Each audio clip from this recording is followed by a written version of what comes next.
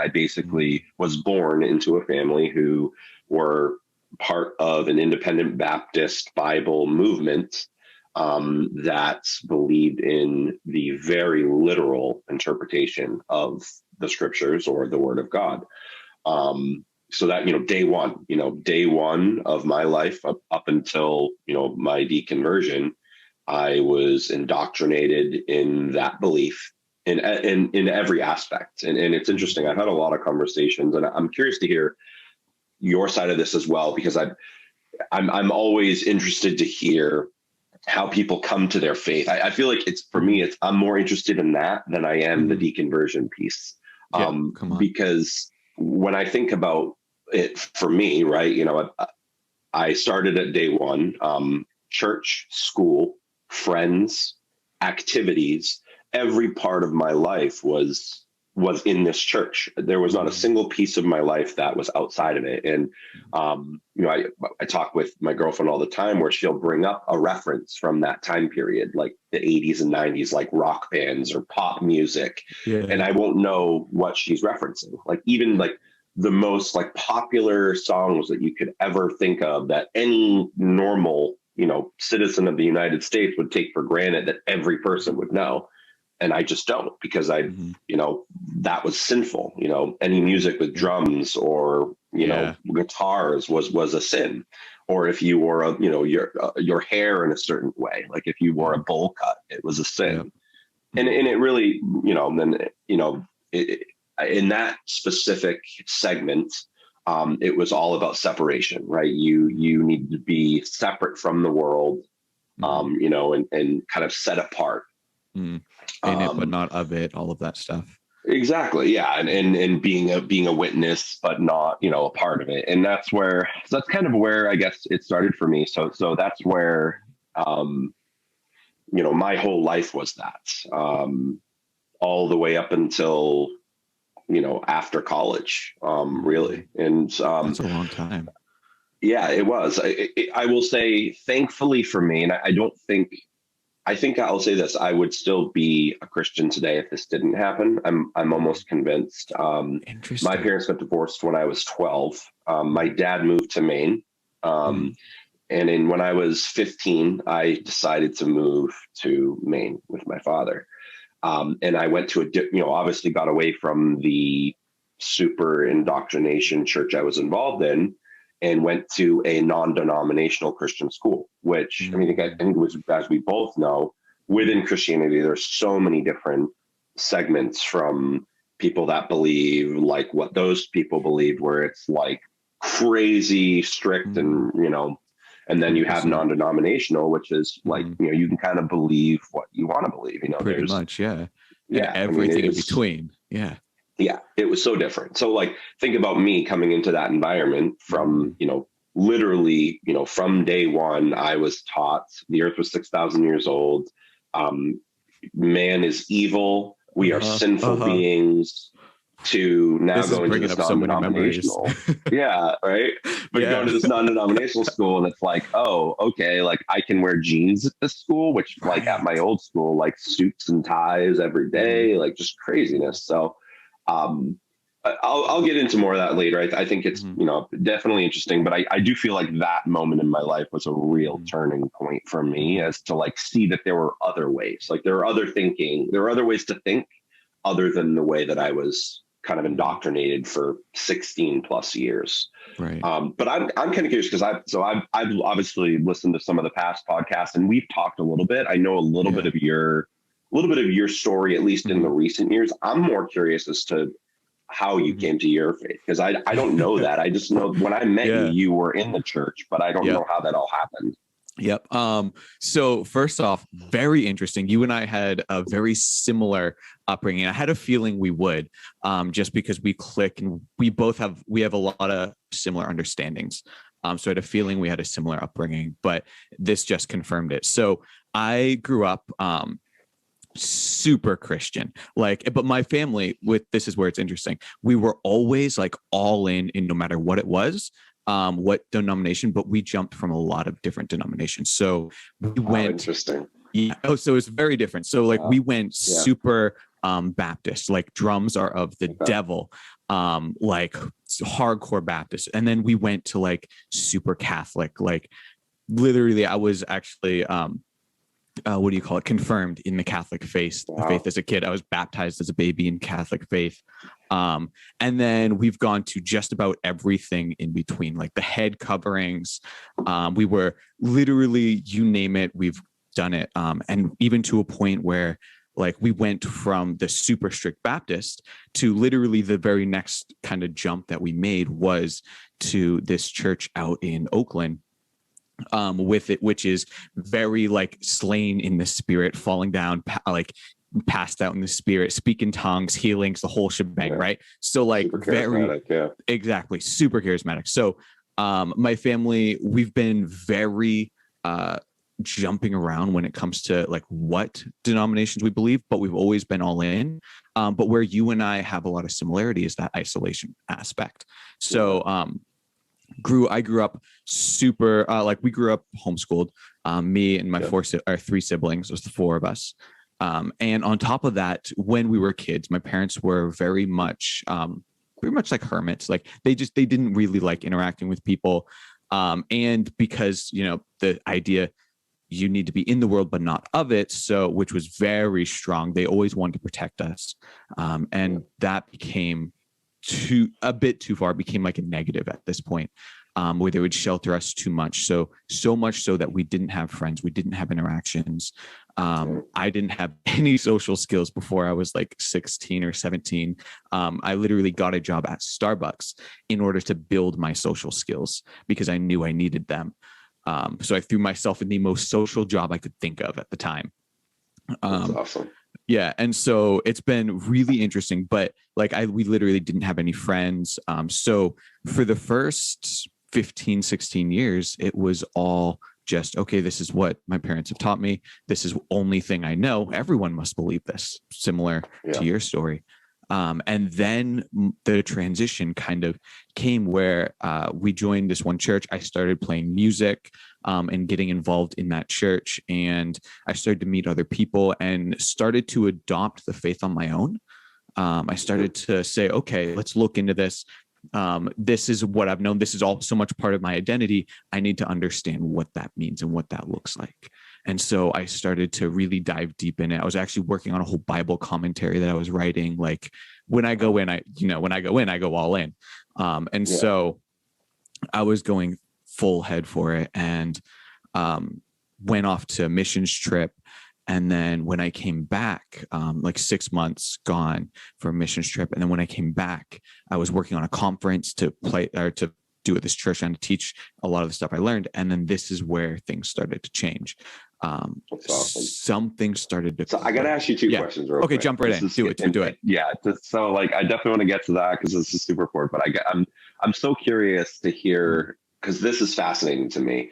Why do you think your family moved to denomination so much? Because like that part of your story is so fascinating to me because it's, to your point, the complete opposite of my experience. So I'm curious as to why you think, and I'm sure, you might have your ideas as to that. Why do I think they moved from denomination to denomination? Part of it, I think, was because they would get involved with the denomination and then realize it was missing something. They realized that, okay, there's like, they have maybe a bit and piece of it, right? But then there's something missing. Like the charismatic, the worship was always on point, always like incredible. But then most of the time the teachings weren't deep. There wasn't substance there. You go to the Baptist churches, you have a lot of deep teaching or a lot of rather practical teaching, but it's also not deep and it's not relational. And then you have like the worship part missing. And so I think they were jumping between them to try and find what it is that they felt was missing. So I think that's interesting because, and we can definitely dive into this, as I think this is like the crux of why I believe what I believe now. I think when you look at the way that we as people think, every person believes that they need to understand the truth or a truth, right? Like it is deep seated in us to want to understand how things work, why things are, right? And not knowing is extremely unsettling to us. And what I found for myself is I had to come to the point of understanding that I'm okay not knowing. I'm okay that I don't know where I'll go when I die. Yeah. I don't know. And that's okay. That's fine to not know that. Yeah. But I think, and you said, you hit it on the head. They left a lot of those denominations because they felt that parts of it were there, but they were missing, something was missing, and they knew they wanted to know what that was. And so people continue to search for what they find or what they want to be the truth. It's so interesting to me. That's really cool. So how did you get to that point where you're okay with the not knowing? Because I imagine growing up, like, I imagine there was a point that you had to be okay with that. There was a process maybe, because I imagine growing up, it wasn't always like that. Yeah, no. And I mean, I guess we would definitely have to go back to the school piece. I think that's important. It's a big piece of my life to where, for the first time in my life, I was really thrown into a completely different environment. And I was very overwhelmed. It was super overwhelming to me. Whereas I feel like most Christians would probably be like, at least like most denominations that weren't as isolated as the one I was in would just be like, this is fine. But for me, like, it was so opposite. And it wasn't even that crazy. Like, they still taught, young earth creationism. They still taught most of like the standards, but, they were much more, the Bible wasn't the literal. It was more of a, this is the general teachings. It's not a literal. Yeah. That alone. That was a huge difference. Yeah. Huge shift. So yeah, that was a really interesting time in my life. A lot of it started to kind of change how I thought about things and people. But still, like, the majority of my core beliefs were still very much in line with what I had been indoctrinated in.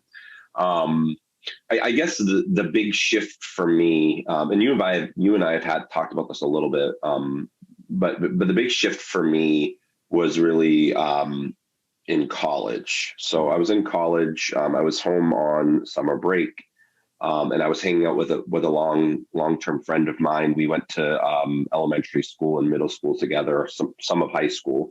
He also went to the super independent Christian school that we went to, but he had a different experience because he was actually a Seventh-day Adventist. So his denomination, Seventh-day Adventist, for anybody that doesn't, know the difference there, it's very similar. Some of the big differences are, and again, I'm not, I'm by no means a Seventh-day Adventist expert. So when I say this, these are just very generalized terms, but they believe that the Sabbath day is still holy. You should worship on Saturday, and that you should keep it, set apart, and you shouldn't work on that day. And some of the Old Testament laws are still in place with them, such as like not eating, sea shellfish or pork and stuff like that. So, but most of it's similar. So, in New Hampshire at that time, there weren't any Seventh-day Adventist schools. So his parents sent him to our school. But because he grew up in that school, like, he knew how I believed. And him and I never really talked about it because he wasn't the type of person to be like combative or like, we never really talked about it. But we hung out one time with another one of his friends who was a Seventh-day Adventist. And that person actually went to a Seventh-day Adventist school. And it's similar, it's very similar to me, super isolated to his faith, to his school. Everything in his life was Seventh-day Adventist. And him and I and my other friend, Mike, we all were just having a conversation about faith. And he had brought something up about Ellen G. White, who is their Seventh-day Adventist kind of like figurehead.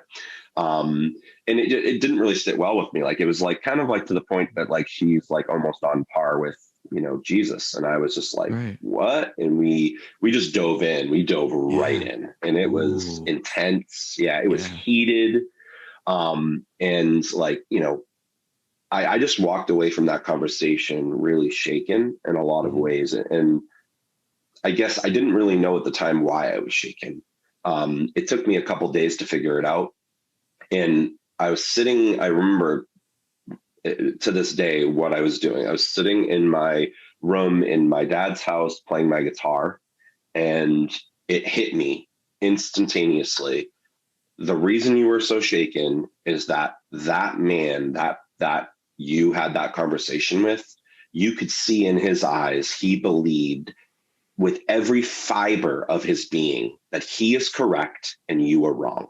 Mm. And that shook me to my core, to think that a man could grow up within 50 miles of me in the same type of environment, completely socially isolated, believe 85% of the same things, but that extra percentage is totally different. And then to have a conversation in for both of us to believe 100% that we are correct and the other one is wrong.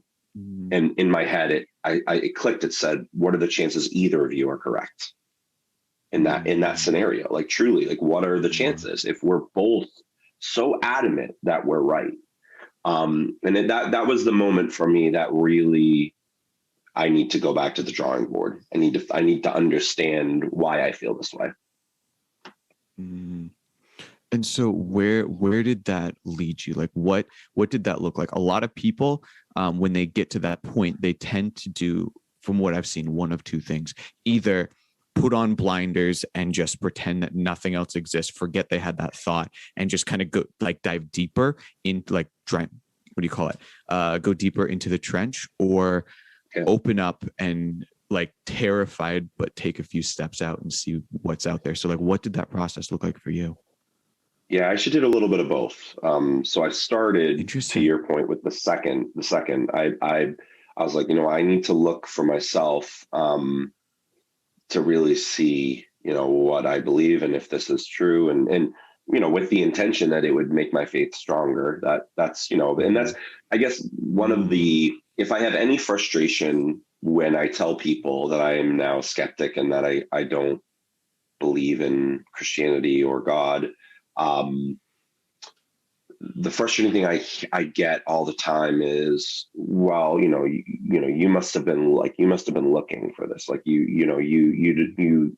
just want to sin, or you just want to live. Like, I'm the same person I was before. Like, I don't, like, none of my morals have changed. None of who I am has changed. Nothing. The only thing that's changed is just the way that I perceive the world. And it's interesting to me because when I look back at that time period, I truly felt that I was looking to bolster my faith. And I don't care what anybody tells me. I know in my heart that's what I was doing. So I went into it with that intent. And I weirdly started, for me, I started with science, because I felt like I had a really good foundation in philosophy, at least, biblical philosophy, and that, I went to Bible school. I was a double major in biblical hermeneutics. Like, I had a really good foundation in Bible. Yeah.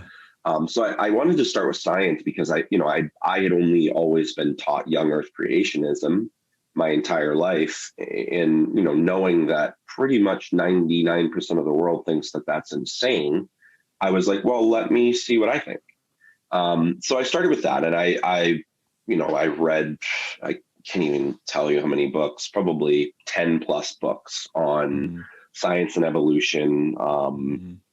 Some from Christians, some from non, like, obviously the God Delusion by Richard Dawkins. I read, classic, really good book on evolution. Really good on, like, really good dumbed down understanding of evolution. He does a really good job, I think. And even, some people think he's even too heady, but I think he does a great job of really giving you good examples of how evolution works. So that was a really interesting part for me. But the crux for me, at least, to, like, take away that, okay, young earth creationism, and at least from an evidence perspective, is not true. The two big things for me was the fossil record and carbon dating. If you take the time to actually understand carbon dating, do the formulas, you'll see it's a mathematical proof. It's viable. It works. And so to understand that there are trees older than what the Bible literal or age of the earth is, like, it's pretty easy to prove young earth creationism is not true and not correct. So that's where like, you'll hear me say a lot, like, I'll never say anything for certain.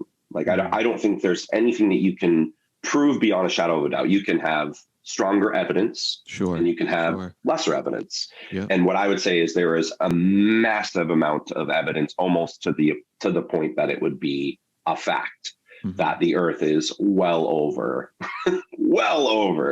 6 to 10,000 years. Right. So that was the start of it for me, was that it took one piece of it away. Okay. Yeah. That's not true. So I can at least say that the literal interpretation of the Bible is not accurate. So I took one piece. It's funny, as we go through this, you'll see it's kind of like a, piece by piece, just deterioration of everything that I believed. That's painful. And that was step one. Yeah, that was definitely step one. It's interesting as you say that. For me, what when I kind of went through this process, I didn't look at it from a scientific perspective, to be honest. I have always been I have been for most of my life very empathetic, for at least the last decade leading up to this point in this story, where I started to lose my faith, or let go of my faith is probably a better word. And up until that point, I had always been extremely empathetic. And what hit me and what put me over the edge was suffering in the world.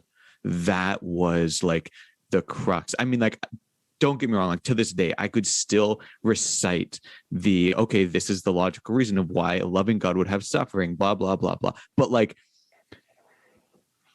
there's a difference from, can you roughly explain why? Maybe, sure, maybe.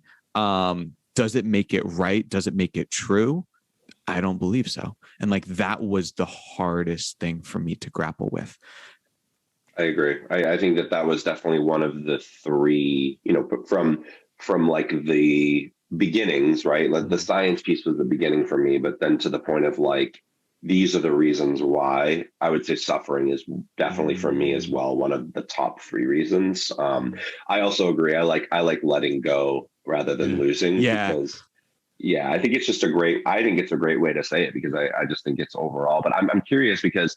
And I kind of texted you about this, and I want to get your opinion. Obviously preparing for this, I watched and listened to some of your podcasts, which, by the way, kudos, man. I think you're doing an awesome job, and I'm really proud of you as a friend. Thank you. And it was really cool to kind of listen to some of the conversations that you've had.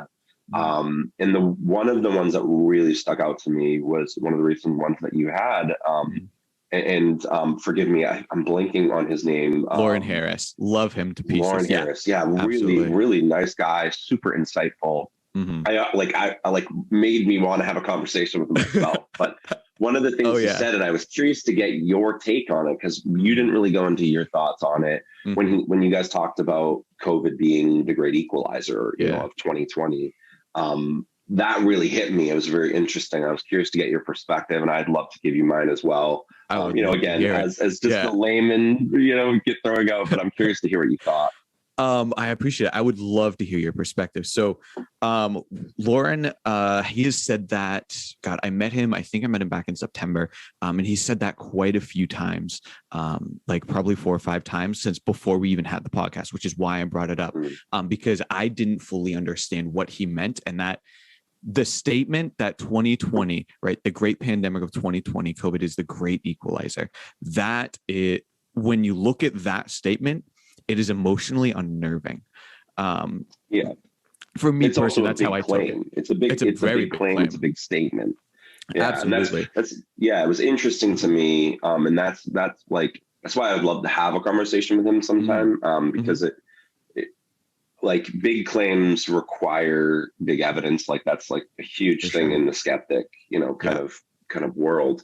But when I look at this pandemic, I would almost go to the opposite. And a lot of what he said, I thought was really insightful. That was the one thing where, again, I get why he thinks that way, because, and I think it's important to our conversation. I think anybody that comes from a faith background, we truly believe that there is a God that has our best interest at heart, that we know the scoreboard, we know the score, and that when we die, we are going to be with that being.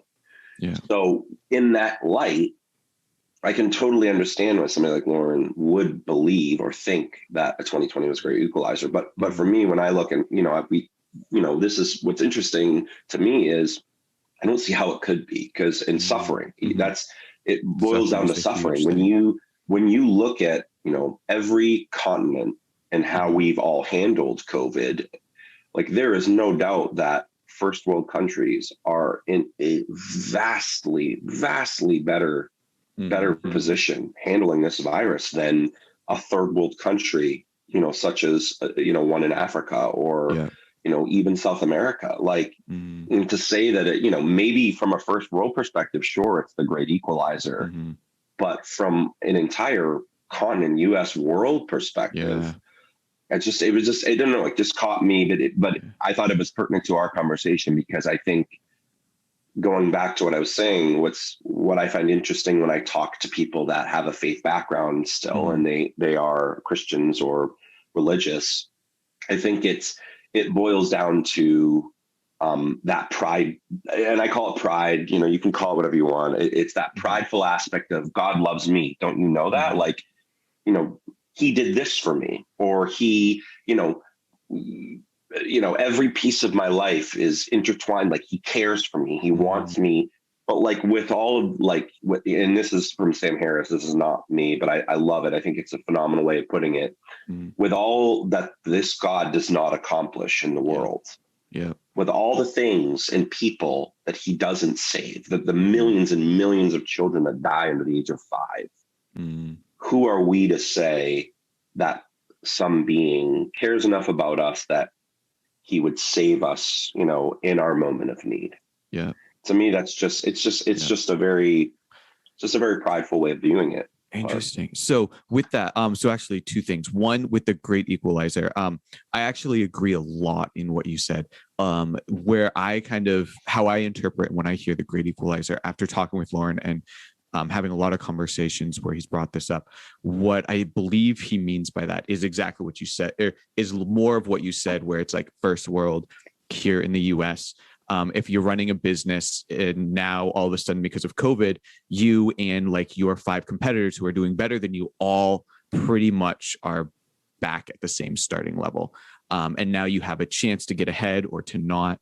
In that sense, I agree. It's the great equalizer in that sense. As a global scale, the suffering is really hard to argue with. It's very true. Yeah. Yep.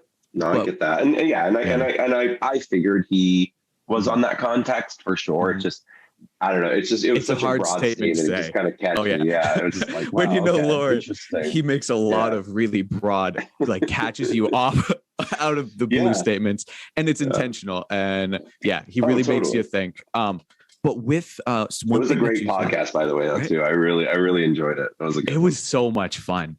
He is a blast. But one thing you just said that I find super interesting is the idea that when you talk to a lot of Christians, there's this pride aspect. I'm going to try. Let me know if I'm saying this right. For what you said that this pride of saying like, God has my best interests in mind. Yeah, that they wouldn't say that, but that's where you can say what you want, but the intent and purpose of your actions and how you live your life, I think, is what is the biggest truth. And when I, go back to my days in the church, and people would ask for prayer requests, and people would stand up and give testimony about, how God, just to use another example, from Sam Harris, like, saved their grandmother's house from going into default. Like, for people to think that a God could care on that level when there's so much injustice in this world. It's at worst prideful. It's at the least just negligent of just not having a good understanding of logic and reason. So with that, that's so interesting. And I love that you brought that up, because with that, one of the biggest struggles for me personally was my identity. when I let go of my faith. I went because, like I had said earlier, like when you had first met me, I was absolutely 100% all in, like I usually am, but all in faith and conferences, you name it, like worship teams. Yeah, we've served on similar worship teams. Like we've all been there. And it was so much a part of my identity of who I was. And so when I was grappling with this idea of suffering and finally decided, and I decided to throw out. So I went to the opposite extreme, which I'm now somewhere in the middle. But at the time I threw out anything roughly, not even just religious, but anything spiritual, done, everything gone. Interesting. Yeah. So I was like, if I can't grapple with this one concept, this one point in this one religion that is part of my identity, I'm going to throw everything out. And when I did that, what I realized is I ended up letting go of like these core foundations that were part of my identity. One of them being that, like one of the core ones being that I was loved regardless of what I did. And I have that belief. I had that belief through religion. I was loved, like you said, by God. Like there was personal attention to me, prideful, as you want to call it. Absolutely. Like that was a huge part of my identity. And when I threw that out, all of a sudden there was this hole that I was trying to fill with, okay, if I'm not loved just because of who I am, because I now throw that out, what do I do? And even since then, it's been like probably about 5 years, maybe longer. And like, even since then, like that's something I struggle with. I try, a lot of my identity is wrapped up in the output that I produce. And so I want to hear your thoughts on this process. Well, can I ask you a question? Because I'm curious. 100%. So I think that is awesome. And I love that you shared that with me. And I'm curious, when that happened, why did you feel that you needed to, like, when you stripped everything away and you kind of saw that you just took those core pieces of your identity and you threw them out, why did you feel that there was a hole, and why did you feel like you needed to fill it? I'm curious. Great question. So I actually didn't realize there was a hole at first. At first, I started similar to you. I just started questioning, just throwing out a couple questions, and then all of a sudden I became the friend that people needed to witness to. Like I became that guy. Yeah, I became that guy. And like my close friends, people that I've known for years, all of a sudden the tone of voice changes, the content of what we're talking about. We're not just hanging out anymore. We're like, I am a project and not a person. And that even recently that's what I realized was what was so frustrating is I became a project to people and not a person. And to this day, like that's still, like my stomach is turning just talking about that. Like it's still painful to hear and to talk about. But when that started to happen, I was like, okay, fine. Like all religion, all spirituality is done. Throw it all out. I went for about 2 or 3 years just saying everything, like done. We're done here. And at that point, I just, a couple years in, I hated who I was. I didn't recognize myself. You've known me for years. I'm very empathetic. I'm caring. I'm active listening. Like those are things core about me. I'm passionate. If nothing else, I am always passionate about something. And I lost all of that. Like I wasn't passionate. I wasn't empathetic. I wasn't listening. And then there was a point where I was watching this biblical series because my younger brother got me back into Jordan Peterson. He got me into Jordan Peterson. I'm watching this biblical series. You and I have talked a little bit about this in the past, but there was an episode, and I think I brought this up in almost every one of my interviews, which is great. But there was this episode where he says, he's talking about the Cain and Abel story. And the story is where Cain ends up killing Abel. And what happened, and they were brothers. What happened is what Jordan Peterson said was when Cain killed Abel, he didn't just kill someone, he killed his brother. But he didn't just kill his brother, he killed the ideal that he was striving after. And when you kill the ideal you're striving after, the thing that you long for, and you kill that, you have nothing left. You don't. And so for me, that resonated. When I threw out religion, when I threw out spirituality, I didn't just throw out religion.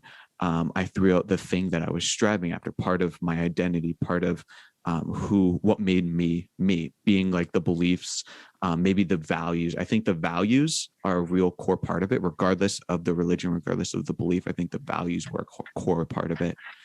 And so for me, that was kind of that transition. That's what that looked like.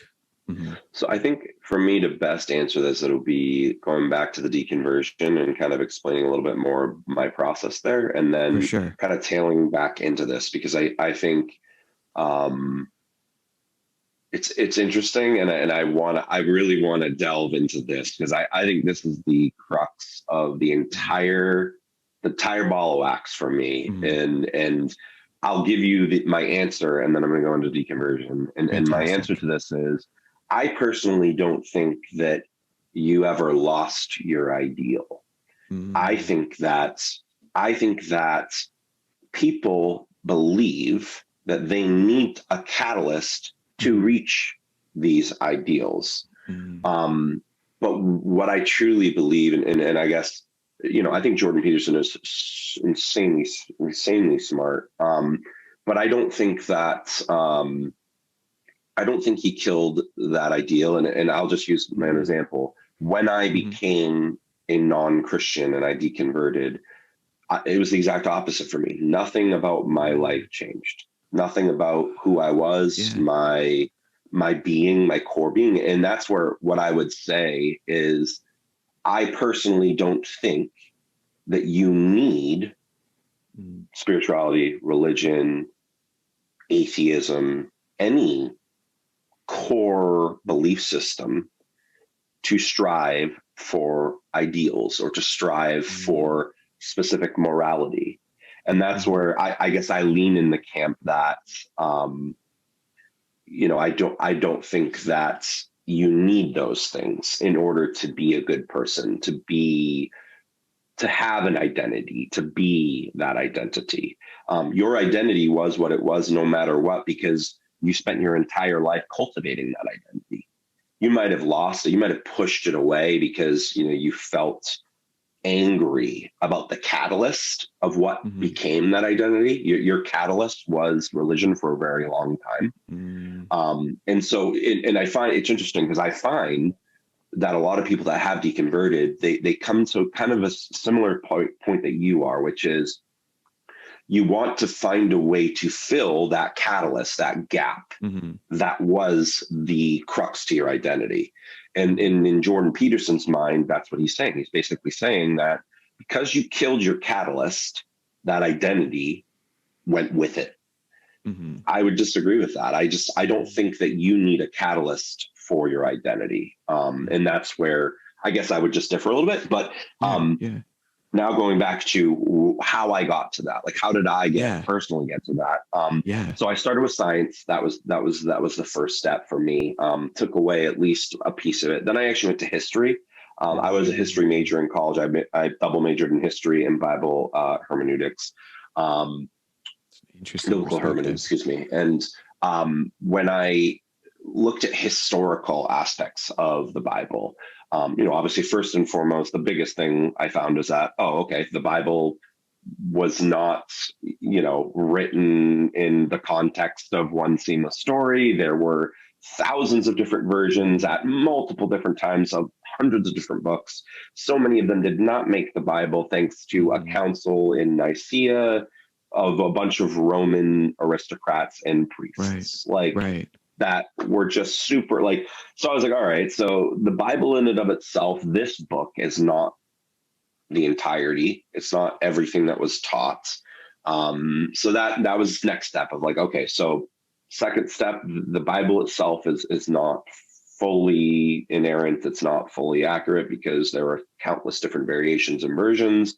Who's to say which version is the right one, and so on and so forth. So that was kind of step 2 for me. Then step 3 was the philosophy aspects of it, right? Suffering, morality, other religions, other philosophies. And I dove headfirst into every type of religion I can think of: Buddhism, Islam, every single one. tried to get an understanding of their core beliefs. And I think you've said this in the past in some of your podcasts, like a lot of them have very similar core beliefs, right? Morality is a huge piece, but it's always, this is what I find interesting, is morality is always, it's always relative to what your belief system is, right? It was Like very the morality of Islam and the morality of Buddhism are two completely separate things. And, that was a huge step for me. And I think the three biggest reasons why I came to the conclusion of, and I don't even say that there is no God. I just say that I don't see the evidence. There's not, like, it's a very large claim. Large claims require large amounts of evidence. I don't see enough evidence to believe 100% in the Christian God for sure. And to be honest, I don't even see the evidence to believe in a spiritual entity at this point of like, some, and what I would say is if he is, or whatever is in existence, I don't think he cares about what I do or what you do or how we live our life.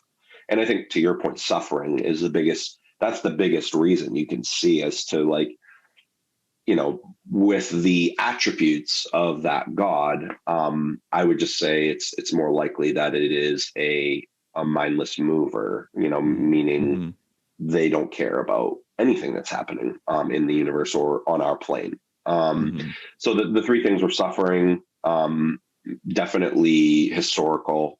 For me, it was a huge piece. Like, there are so many good books on historical inaccuracies of the Bible, the actual, proof of aspects in regarding, like, even like one of my favorites is, like, literally there has been so many archaeological digs done in, the desert of, around Sinai.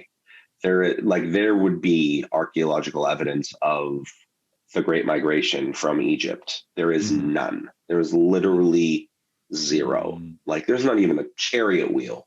Like, you don't just move millions of people across the desert and have nothing. Like, that's just, and I mean, Egyptians were one of the best historical evidence cultures in the world. And there is not a single shred of evidence that the Israelites were ever slaves in Egypt. And that's where, for me, that was a huge piece. And then, of course, scientific was kind of three. So those were the three big reasons for me as to why I deconverted.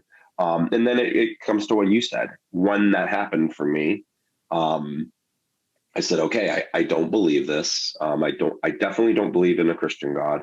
I would say at this point, I wouldn't even consider myself agnostic, but it's tough because I don't really consider myself an atheist either, because I don't believe we can know. So I guess that's more agnostic, to where I don't believe there's any way for us to ever have enough evidence to prove or disprove the existence of some type of entity. But I 100% am sure that if that entity is in existence, there is no culture on this earth or ever has been that has figured out what that entity wants us to do or how they want us to live our life. So when I came to that conclusion, for me, it was the opposite of yours, which is so it's interesting to see how people do that, where I just said, okay, I know who I am. Like, I have a strong foundation of who I am as a person. I'm a passionate person. I can be obstinate, stubborn. I am, even prone to anger. That is, a huge fault of mine that I struggle with on a weekly basis, to try to keep my temper in check and make sure that I'm being a good person in society. I'm loving, caring, like all these things about who I feel I am. And that's what I grabbed onto. I said, at the end of the day, I don't care how I got here. It sucks to me that I feel like I was duped for the entirety of my life into believing what I now consider to be insane things. Like, think about it. Like, think about just the context of, I grew up believing that if somebody had a bowl cut, they were sinning against God.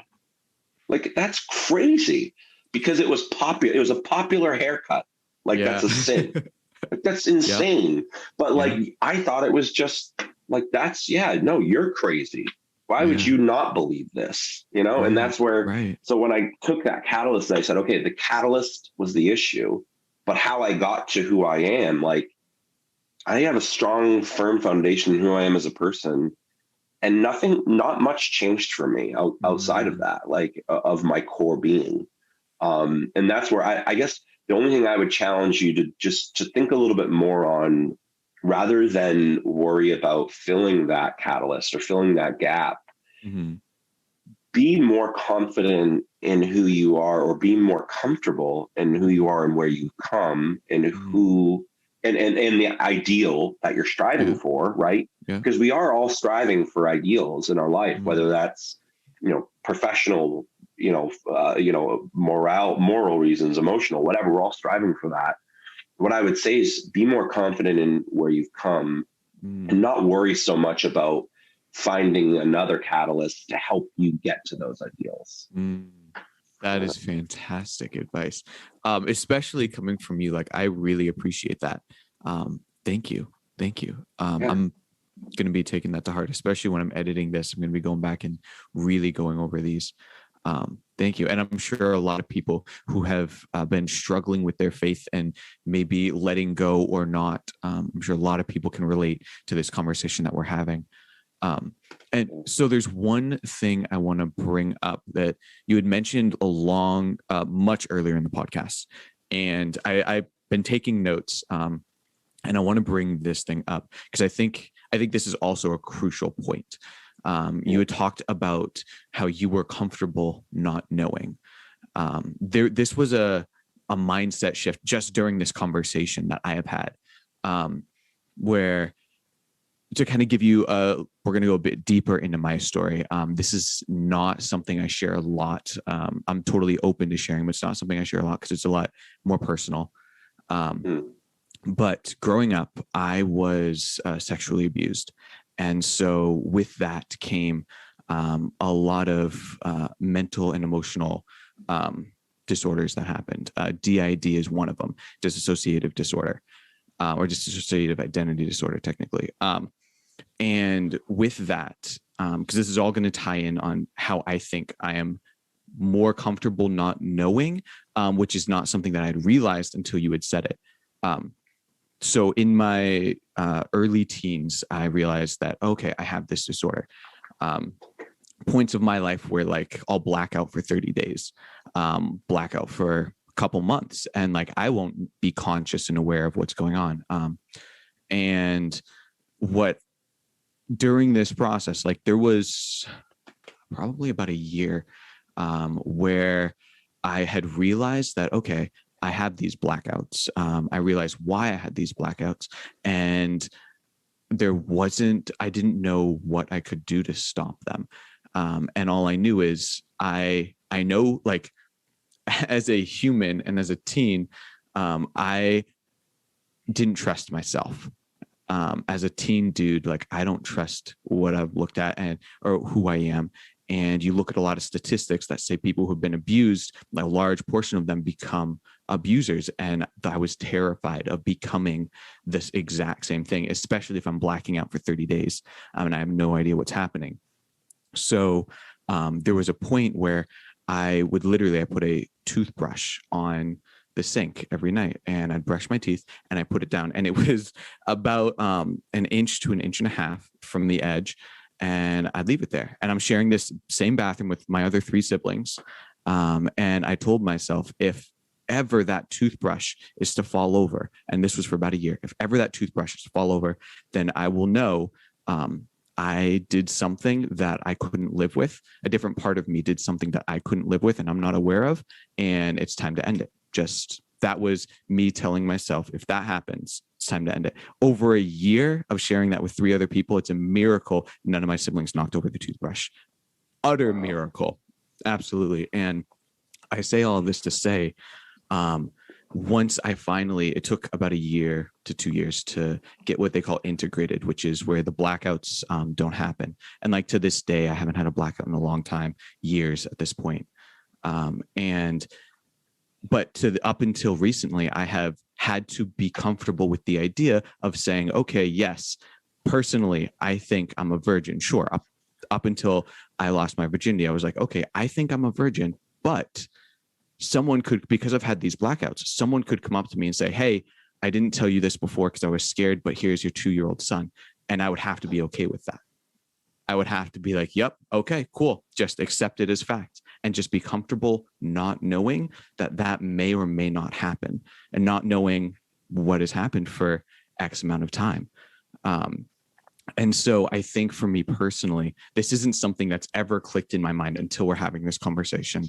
I think for me personally, that has also been a huge step forward, being able, because I was forced to be comfortable with the unknown, comfortable being outside of my comfort zone in a very extreme way. That has helped me in this idea of, okay, you know what? I don't know. And that's not the end of the world. Yeah. Thank you for sharing that. That's amazing. Yeah. I'll even share as well to you. Again, I don't talk about it much. I've talked about it in the past with some friends, but I also was sexually abused as a child. And it definitely, to your point, like, it takes its tolls, and everybody is different in how they cope with that and how it happens. And 100% agree with everything that you said. And I think, to your point, I think the reason why I came to that conclusion for myself, and I said earlier, it was a little bit of both when you had asked me how I dealt with it. So once I did deconvert, the first reaction is to just go back to the things in your life that are comfortable. So I still went to church. I still, did those things because they were comfortable. It was something in my life that, was something for so long. And about 2 months into doing that, actually, I feel like you and I were hanging out at that time, or at least, talking. I was doing worship for this church, and I just told myself, you need to stop living this lie. You don't need this catalyst to feel. You don't need this to feel whole. I don't need this to feel who I am. I know who I am, and I know what I want to be, and I know the things that are important in my life. And that's when I stepped away and haven't looked back since. But I think, to your point, it is scary. It's scary to people. And the reason why people struggle with it is scary not knowing. Sure. And I tell people all the time, when they say, they love to use Pascal's wager with me, which there's so many flaws in that logic, that logical processy. But we will not. Maybe some other time we can get into some of that. But it's interesting to me that when they bring those things up, it comes to the crux that people are much more comfortable feeling they know an answer that is going to make them feel better about what happens after they die. That's the crux of it. The reality is, I think people care. The reason why people search for religion and search for the truth, it all boils down to who wants to die and just die. But if anything, for me, I think it's made my life that much more whole. It's made me realize I only get one chance at this. There's only one go at this for me. I want to do everything possible to be the best person I can be, to make the biggest impact on the people around me that care about me and that I care about and that I love. And so that's why, for me, I did come to that conclusion of I don't know what will happen. I would say evidence would point to that. Probably nothing happens. But there's no way to know. There's no way to know what will happen. But in lack of knowing, and this is where, again, sorry, I'm moving around a little bit, but I think Christians or religious thought processes in general is, in lack of knowing, then God, right? Since I don't know, X equals God. Since I don't know technically how old the earth is, that means God. Since I don't know who created us, God. Huge. But that's not that's such a circular and backwards way of thinking. It should be, how did we come to being? Well, let's try to find the evidence. Let's look and see and test that. And what I love about science and what I love about skepticism in general is that skepticism is not about disproving things. It's about sharpening those things that are true and discarding the things that are false, the things that are circular logic, bad reasoning, bad arguments. That's what I love about skepticism. And I think that for me is why I'm okay with the analogy and the thought process of I'm okay not knowing because I'm confident in who I am as a person. And I feel like where I'm at in my life, and to be honest, I don't think we'll ever know. I guess it is what it is. But yeah, I mean, it is tough. It is tough. It's tough to go with that. But and we are officially, unfortunately, out of time, dude. I'm so glad we were able to do this. I know we've been meaning to do this for a long time, so thank you for it. I appreciate it, man. Yeah, no, I appreciate it. I hope it was good. This is my first time doing a podcast, so hopefully I wasn't too bad. You're killing it. I appreciate it, man. Yeah. Thank you for having me. I really enjoyed it.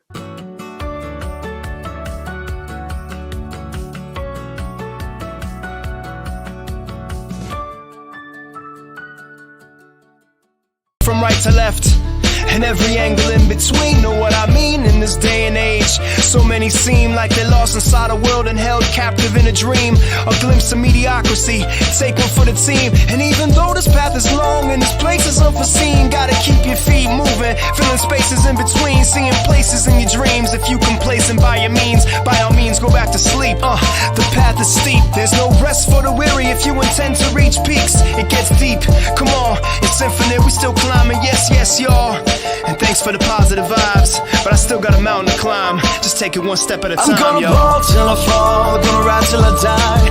I'll never give in, if I wanna survive. Not gonna swallow my pride, I'll never give up, cause when it's all said and done, is what I've done enough. I push myself to the edge, I push myself to the brink. Is the toil all worth it? It makes me stop and think. But through the mud and the mire, the joy and the strife, no one can claim that I didn't live all of this beautiful life.